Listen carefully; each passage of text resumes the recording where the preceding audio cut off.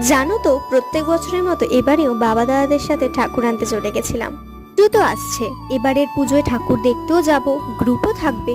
কিন্তু সেই আগের বছরের ফ্রেন্ডস গ্রুপ নাও থাকতে পারে, থাকবে শুধু স্মৃতি। কত স্মৃতি আসে, কত স্মৃতি যায়। এর মধ্যে আমরা একটা জিনিস শিখতে পারলাম, যে সময়টা তুমি কাটাচ্ছ এবং যাদের সাথে কাটাচ্ছ সেই মুহূর্তটা আনন্দের সাথে কাটিয়ে নাও। পরে হয়তো এই সময়টা তুমি নাও পেতে পারো। কমেন্টসে জানিও তো তোমাদের সাথে কোনোদিন এরকমটা হয়েছে কিনা। তখন প্রায় রাত 12টা বাজে। ওখানের প্রত্যেকটি প্রতিমা মূর্তি দেখতে খুবই সুন্দর ছিল।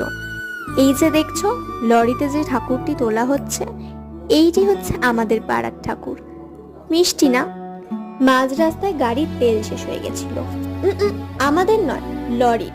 লরি হেলে যাবে, লরির তেলও হেলে গেছে, তাই লরি স্টার্টই নিচ্ছিল না।